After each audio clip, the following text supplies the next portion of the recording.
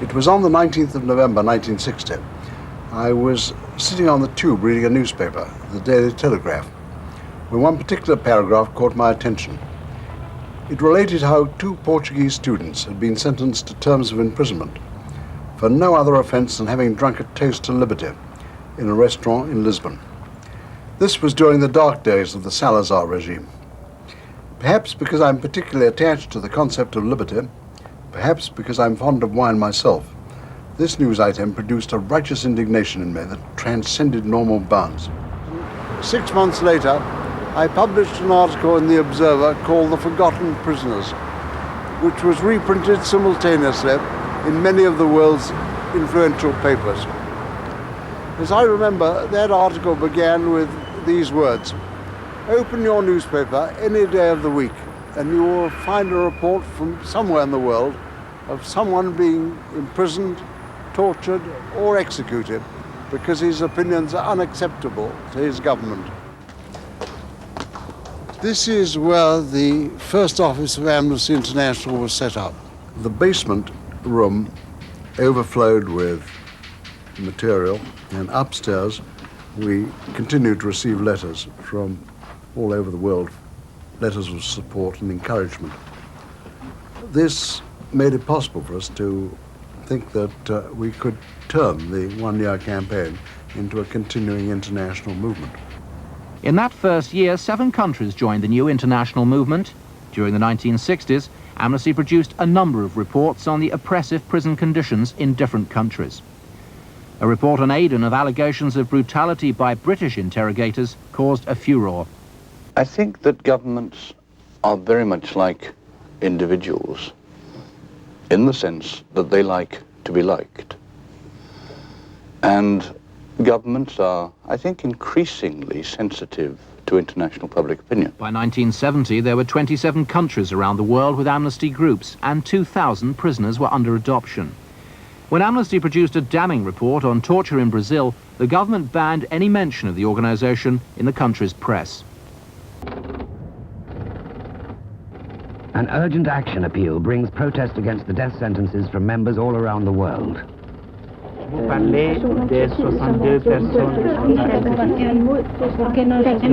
Je voudrais vous prier d'utiliser votre... In express cases, because as Universal Declaration of Human Rights. Amnesty, good morning. Oh yes, you want to speak to Mike McClintock? Amnesty International was to launch a worldwide campaign against torture at the UNESCO building in Paris in 1973. Amnesty's campaign resulted in the United Nations adopting a declaration on torture in 1975. Inhuman or degrading treatment or punishment. It is so decided. It was in the 70s that Amnesty received a series of awards for effectively fighting human rights violations.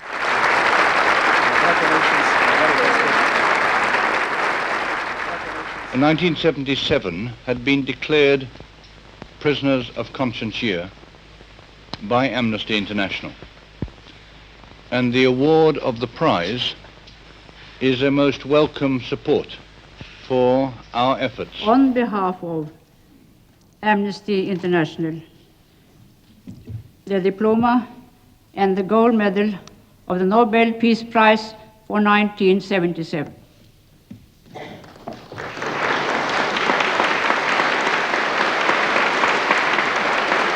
I have the honor to present to Amnesty International the 1978 United Nations Human Rights Prize. Amnesty International, the human rights group, compiled a file of the missing. They listed 2,665 people who disappeared between March 1976 and September 1979. I am Thomas Hammerberg, Secretary General of Amnesty International. And here in our documentation center, we subscribe to hundreds of newspapers, official bulletins, and transcripts of radio broadcasts. We are constantly looking for reports of arrests, political trials, torture allegations. Everything is systematically recorded, country by country, and then checked and cross-checked.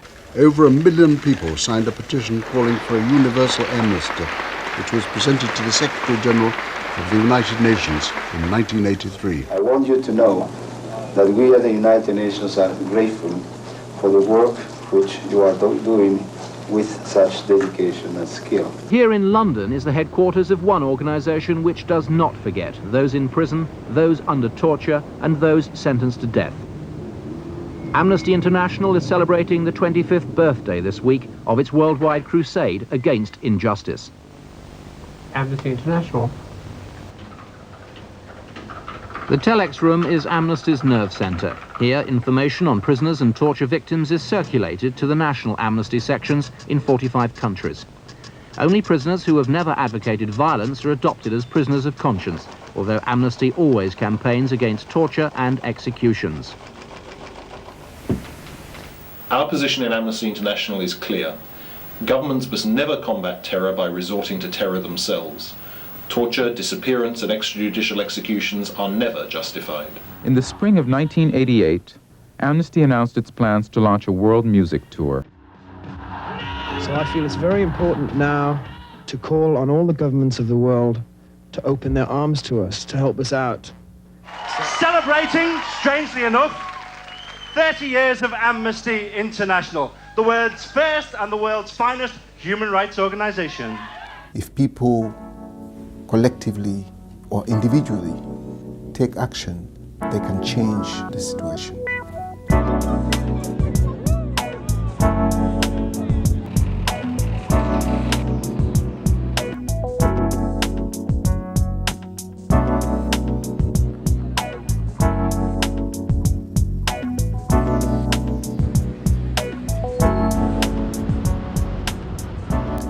We are asking the citizens of the world to get up and sign up to the Universal Declaration of Human Rights and take action to bridge the gap between the principles and the reality.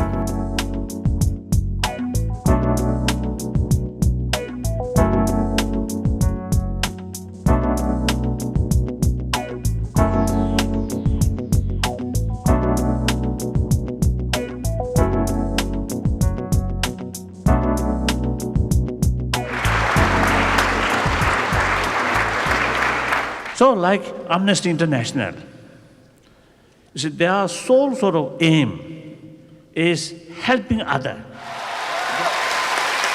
The campaign Take a Step to Stamp Out Torture has been calling on citizens to declare torture-free zones around the world.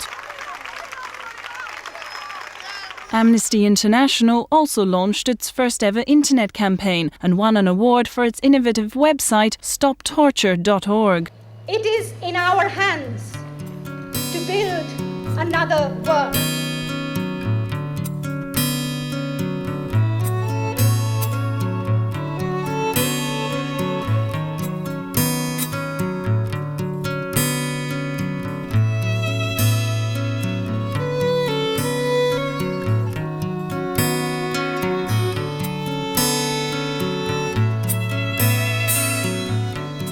With this report, we launch our campaign to mark our outrage and to call for urgent action.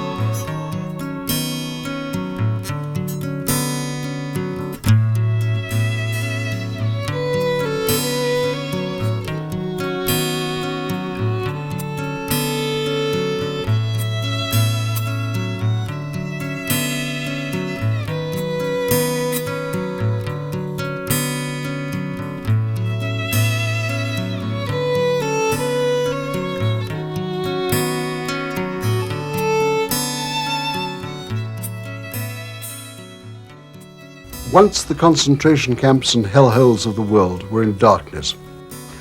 Now they are lit by the light of the Amnesty candle. Better light a candle than curse the darkness.